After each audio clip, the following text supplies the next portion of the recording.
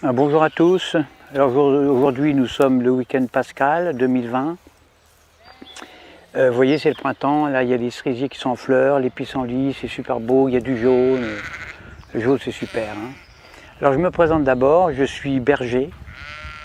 Je possède des milliers et des milliers de moutons qui m'obéissent au doigt et à l'œil, et aussi à la baguette.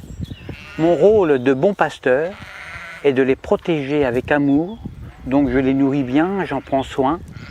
Un mouton, parce que je sais qu'un mouton bien élevé, élevé avec amour, eh bien c'est l'assurance d'obtenir une laine soyeuse, de qualité, et une viande fondante d'un goût incomparable.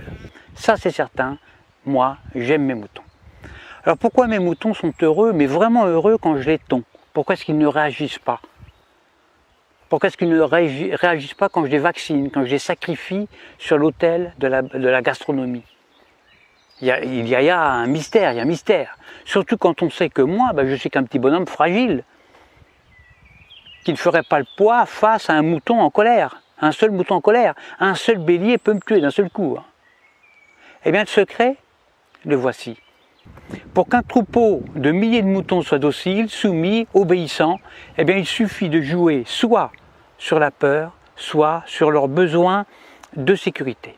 Exemple, quand j'ai besoin de les tondre, ou de les vacciner, ou de les confiner, ou même de les mener à l'abattoir, eh bien je leur crie « Attention, voilà un loup ! Il y a un gros loup !» Donc là, je joue sur la peur. « Courez vite dans la bergerie, allez vite, vite, vite, réfugiez-vous là-bas. » Besoin de sécurité. Et là, dans une psychose collective, où ils se piétinent les uns les autres, ils se carapatent tous dans la bergerie, sans même réfléchir, parce qu'ils sont heureux de se retrouver en sécurité, confinés dans la bergerie, loin des dents du loup. La peur court-circuite la réflexion. Elle fait exploser leurs neurones. Alors déjà, qu'un mouton, il n'y en a pas beaucoup.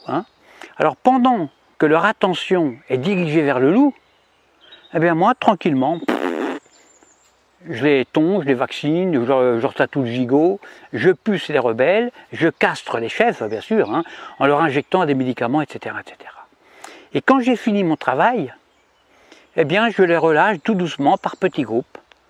Alors c'est vrai qu'ils se sont fait tondre, ça ils s'en rendent compte, ils le voient, mais ils sont heureux d'avoir échappé au gros loup.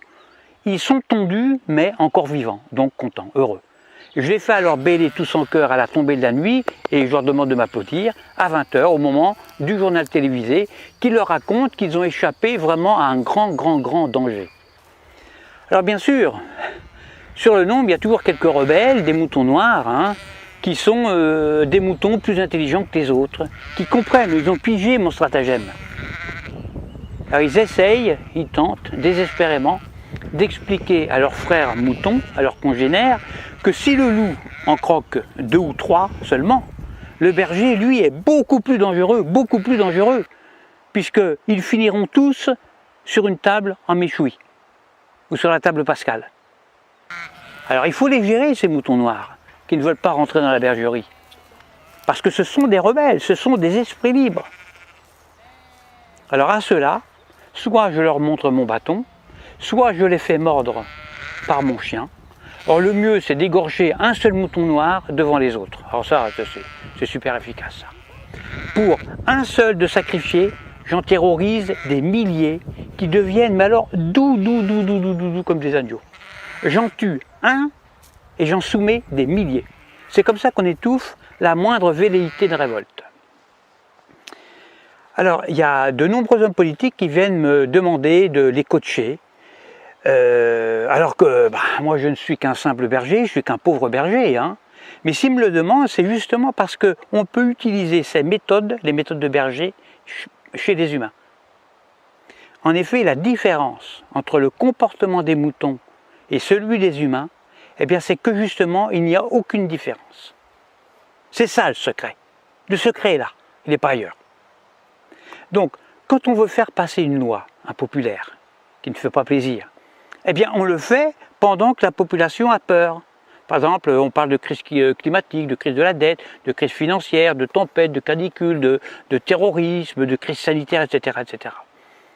À cause du coronavirus, là on joue avec la peur, eh bien on a réussi à confiner non pas des milliers de moutons, mais des milliards d'humains sur toute la planète. sur toute la Terre.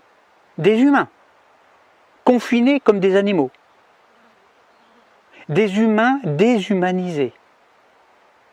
Et le pire, le plus révoltant, le plus dramatique, c'est que les chefs rebelles ferment leur gueule. Les grands chefs, ils acceptent aussi leur confinement. Alors la seule solution pour s'évader de ce piège machiavélique serait un réveil collectif. Alors moi personnellement, je ne perds plus mon temps à essayer d'éclairer les blaireaux. Ça ne sert à rien, ça ne sert strictement à rien.